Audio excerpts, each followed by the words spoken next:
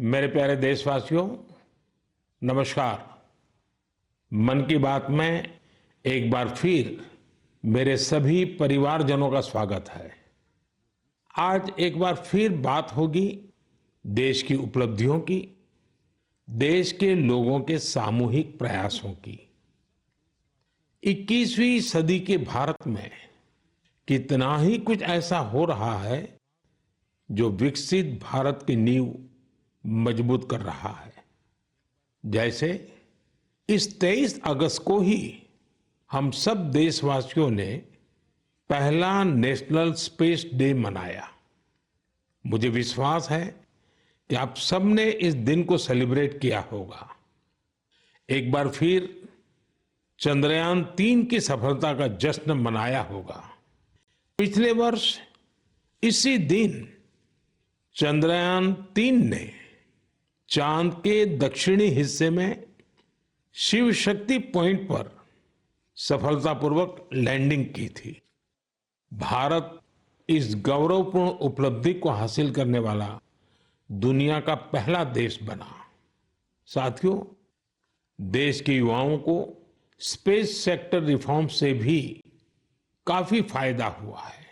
इसलिए मैंने सोचा कि क्यों ना आज मन की बात में स्पेस सेक्टर से जुड़े अपने कुछ युवा साथियों से बात की जाए। मेरे साथ बात करने के लिए स्पेस टेक स्टार्टअप गैलेक्स आई की टीम जुड़ रही है। इस स्टार्टअप को आईआईटी मद्रास के एलुमनाई ने शुरू किया था। ये सारे नौजवान आज हमारे साथ फोन लाइन पर मौजूद है। सुयश, डेनिल, रक्षित, किशन और प्रणीत। आइए इन युवाओं के अनुभवों को जानते हैं। हेलो। हेलो। हेलो।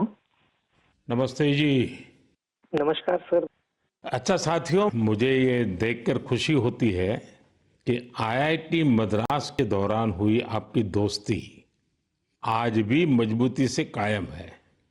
यही वजह है कि आपने मिलकर गैलेक्स आई शुरू करने का फैसला किया और मैं आज जरा उसके विषय में भी जानना चाहता हूं।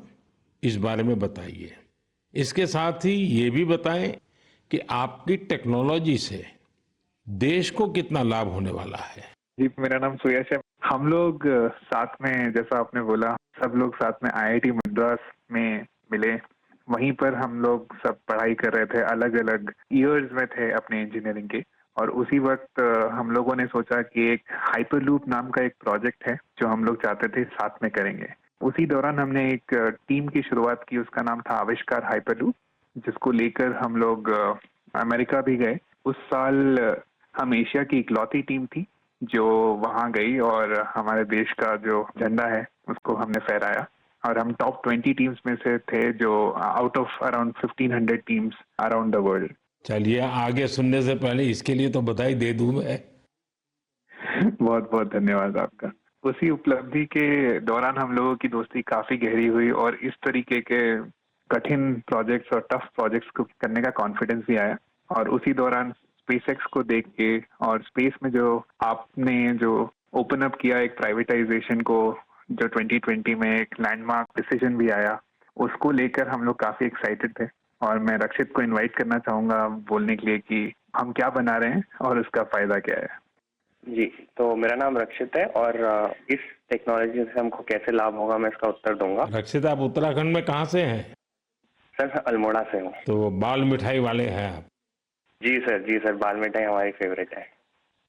वो हमारा जो लक्ष्य सेन है ना, वो मेरे लिए रेगुलरली बाल मिठाई खिलाता रहता है मुझे।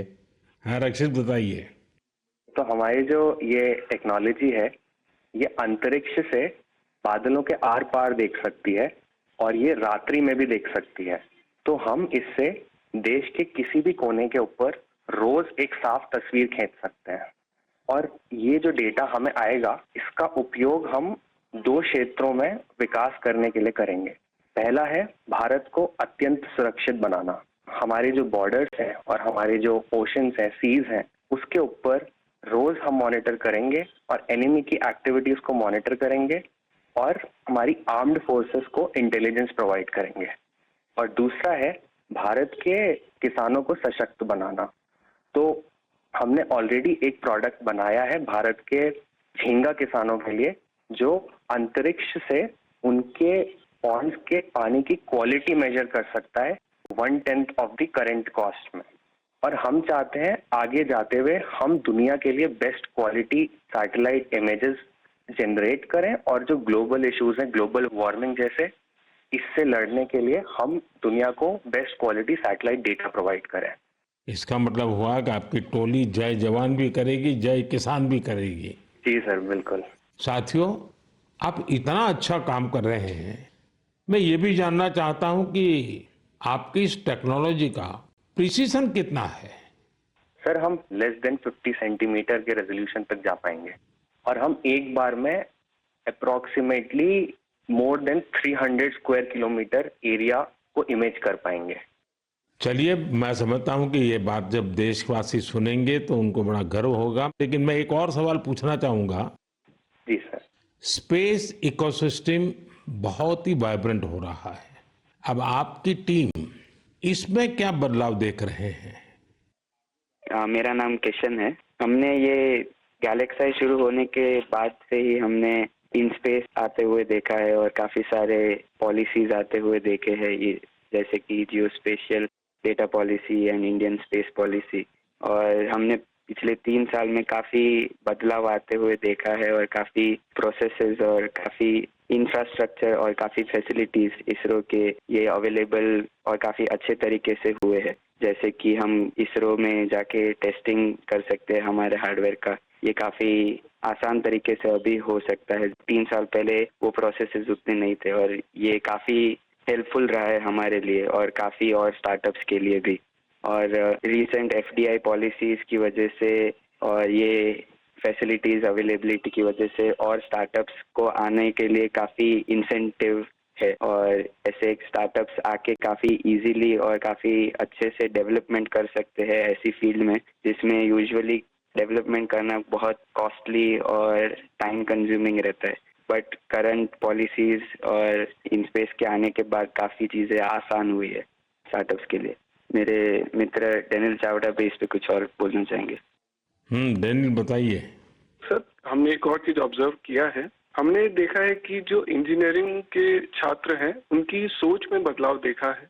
वो पहले बाहर जाके हायर स्टडीज परस्यू करना चाहते थे और वहाँ काम करना चाहते थे और स्पेस डोमेन में, बट अब क्योंकि इंडिया में स्पेस इकोसिस्टम बहुत अच्छी तरीके से आ रहा है, तो इस कारण वो लोग इंडिया वापस आके इस इकोसिस्टम के पार्ट बनना चाहते हैं।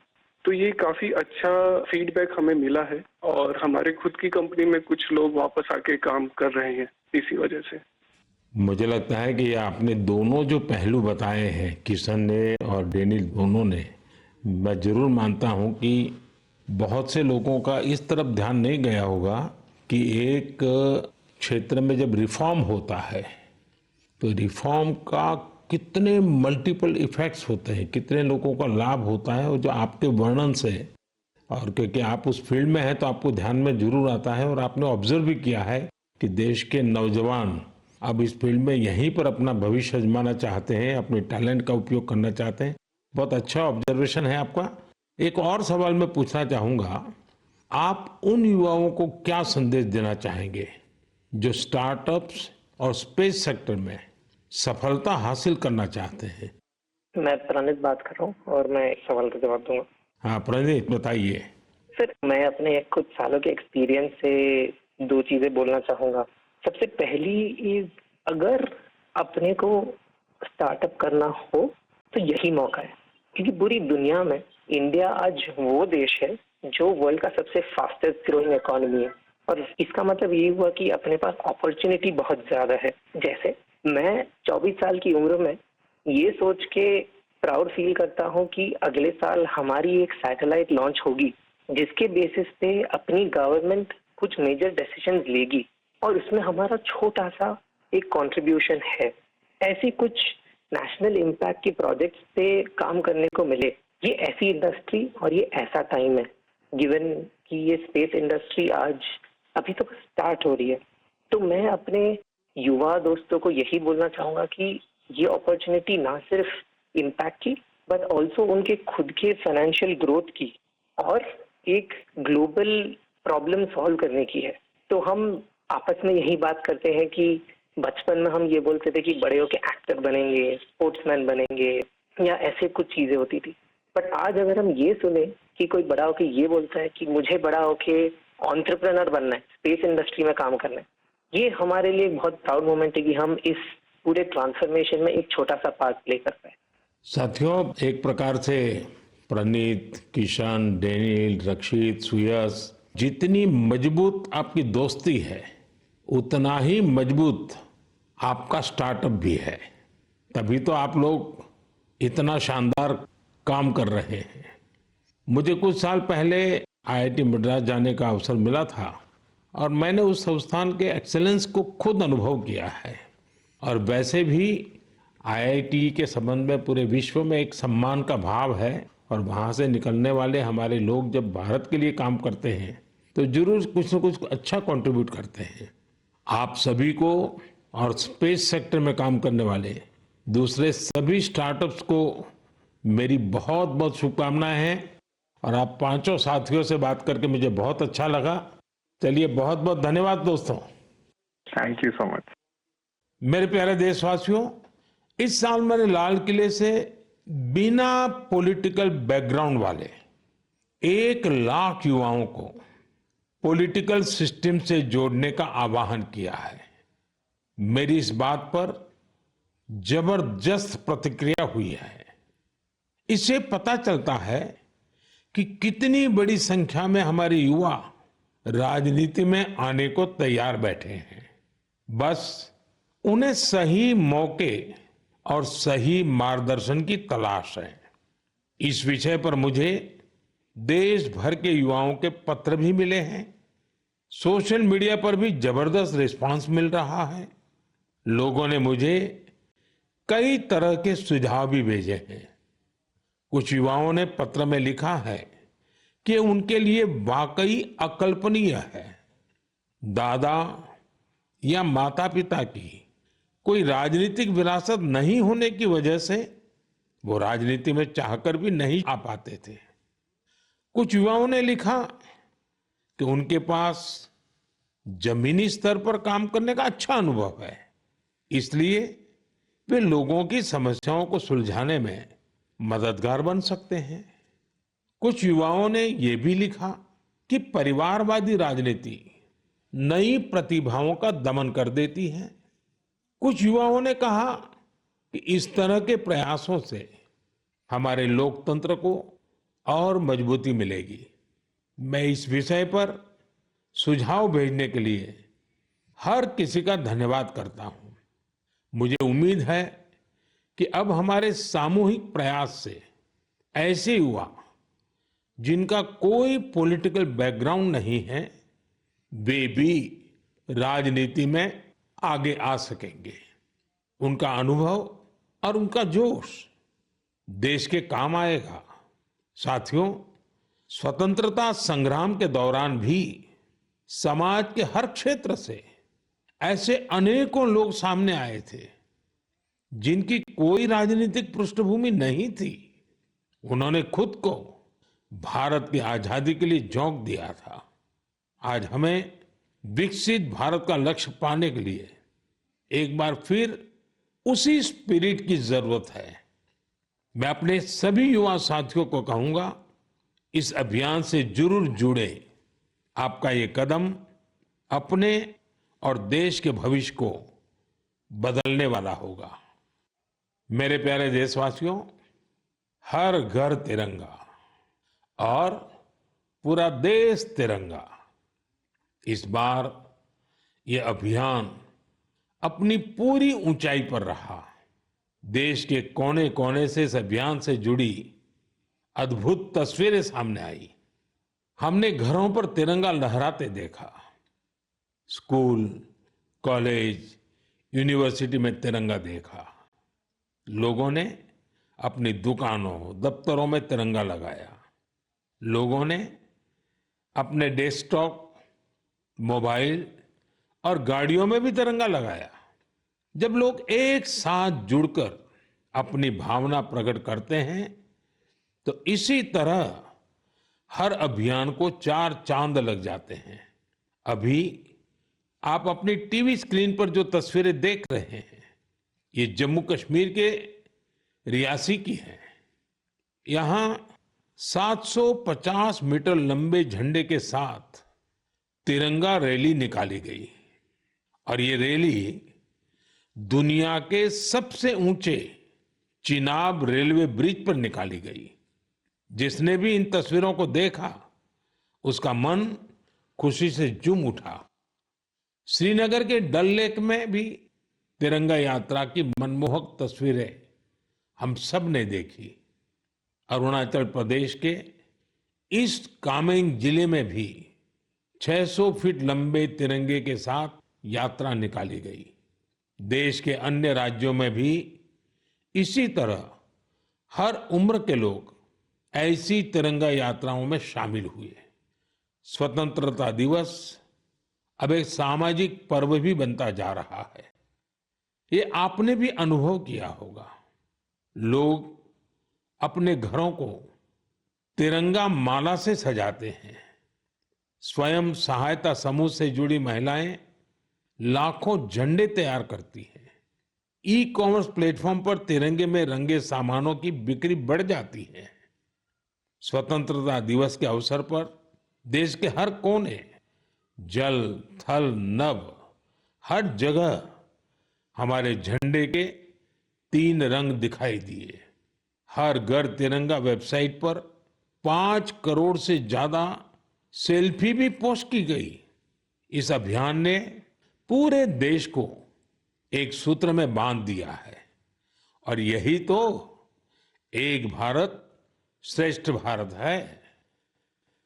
मेरे प्यारे देशवासियों, इंसानों और जानवरों के प्यार पर आपने कितनी सारी फिल्में देखी होगी, लेकिन एक रियल स्टोरी इन दिनों असम में बन रही है।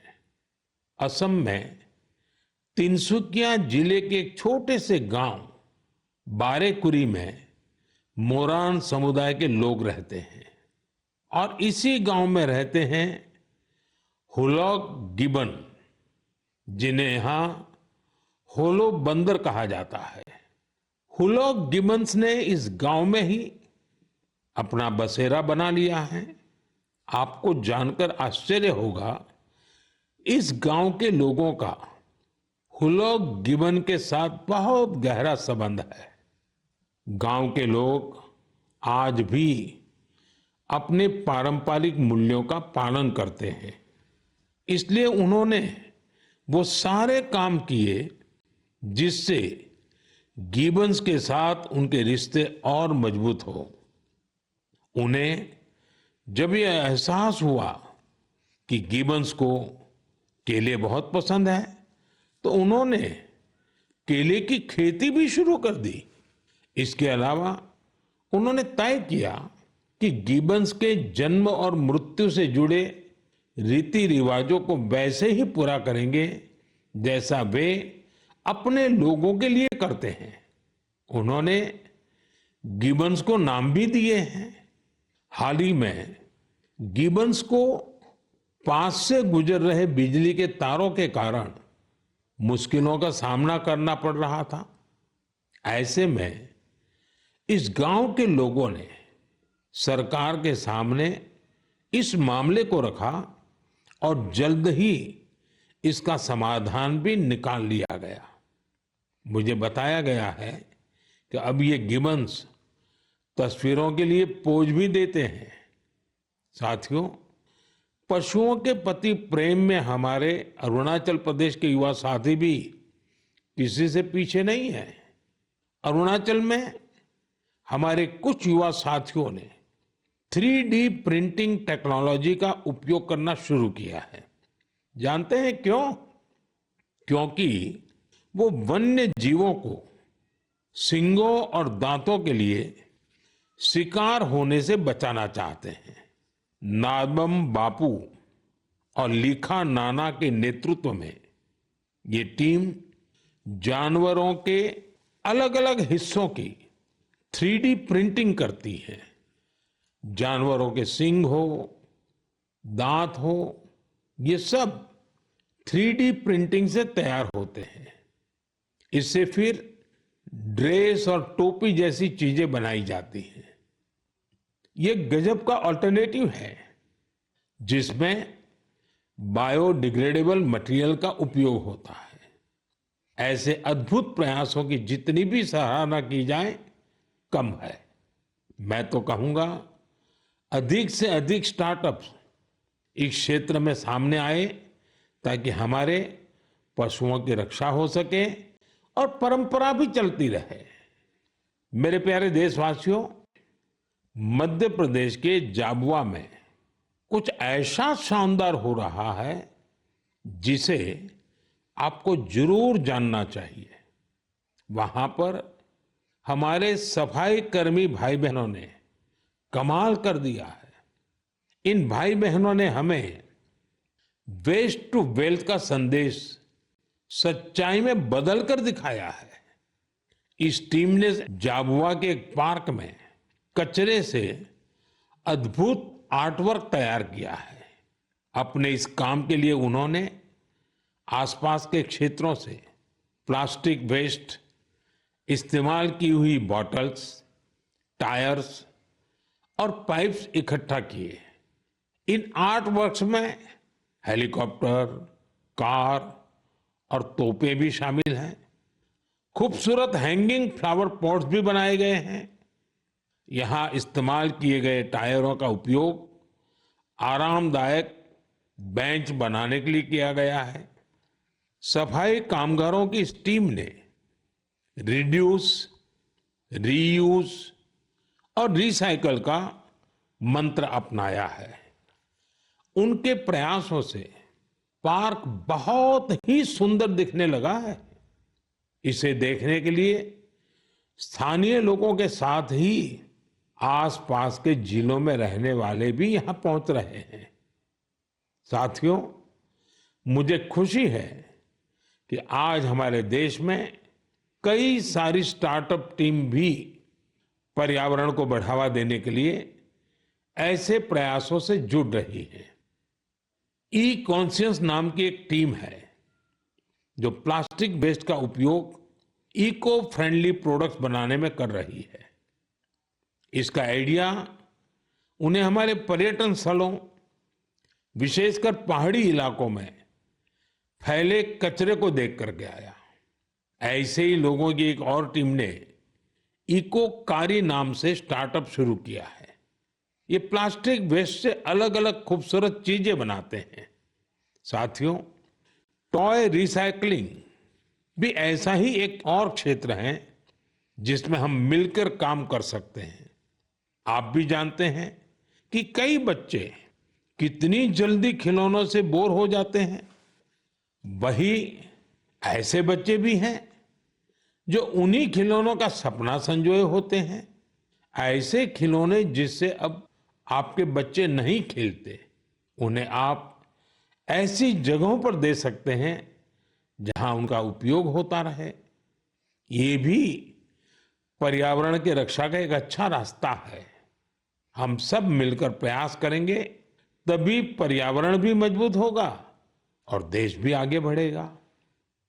मेरे प्यारे देशवासियों, कुछ ही दिन पहले हमने 19 अगस्त को रक्षाबंधन का पर्व मनाया। उसी दिन पूरी दुनिया में विश्व संस्कृत दिवस भी मनाया गया। आज भी देश विदेश में संस्कृत के प्रति लोगों का विशेष लगाव दिखता है। दुनिया के कई देशों में संस्कृत भाषा को लेकर तरह तरह की रिसर्च और प्रयोग हो रहे हैं। आगे की बात करने से पहले मैं आपके लिए एक छोटी सी ऑडियो क्लिप प्ले कर रहा हूं। Titiršuh šigrakam gangam idam Lakshmanam abre. Va taip yra skamba. Visi kartu. Satu drištva naditire navam išvaku nandanach. Titiršuh šigrakam gangam इदं लक्ष्मणमब्रवीत्। साथियों, इस ऑडियो का संबंध यूरोप के एक देश लिथुएनिया से है।